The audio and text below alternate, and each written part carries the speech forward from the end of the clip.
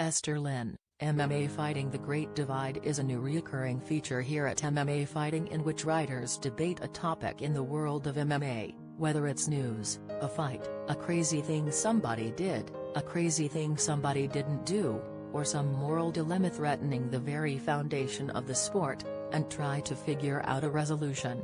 We'd love for you to join in the discussion in the comments section below. First up this week, Chuck Mindenhall and Sean Al-Shatti tackle a question that's been on everyone's mind without an obvious main event for the UFC's upcoming return to Madison Square Garden. Should Nate Diaz vs Dustin Poirier be the headlining attraction of UFC 230? In Mindenhall. One of the fun subplots that came out of the Conor McGregor-Nate Diaz series was the notion that Diaz, a casual elusive for so many years, had emerged as a star. That is undoubtedly true. Millions of people paid closer attention to Diaz's every move for both fights, namely because he offered McGregor something McGregor hadn't dealt with before, that is, a foil with zero FCKS to give, a megaton chip on his shoulder, and a psyche that was impervious to even the shrillest Irish cackle. Of course, it helped that those of us within the MMA bubble knew the truth, that, Diaz actually has many FCKS to give. Many FCKS. More FCKS than just about anybody, really. FCKS for days. Nobody is in tune with his public like Diaz. Every time he takes a step he's watching himself take it on a screen in his mind. He is the star of his own movie, and he has a good feeling that the audience is smart enough to pick up on his complexities. He storms out of a presser. He knows we love the impulse. He pretends to spark a spliff on national TV. He knows that speaks louder than words. Why? Because Nate Diaz is never fighting any one man.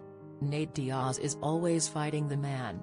The media understands the subliminal contract he has signed for that particular bout, and cherishes the ideas within that deep meaning. That's why he is beloved. And McGregor, who has earned something like $1 bazillion in the very same UFC that paid Diaz $40,000 to show for his bout with Michael Johnson, just happens to be the man. He is the very special treatment that Diaz stands against. His grudge against flourishing coattails has been communicated so well that in 2 years away from the octagon his celebrity has reached an all-time high. And that's why Diaz isn't suited for a headlining spot at UFC 230 at Madison Square Garden. Dustin Poirier is not the man. Poirier is in the same rat's nest the rest of the contenders are, fighting for his place atop the common ranks. Poirier is Donald Cerrone or Rafael dos Anjos or Jim Miller.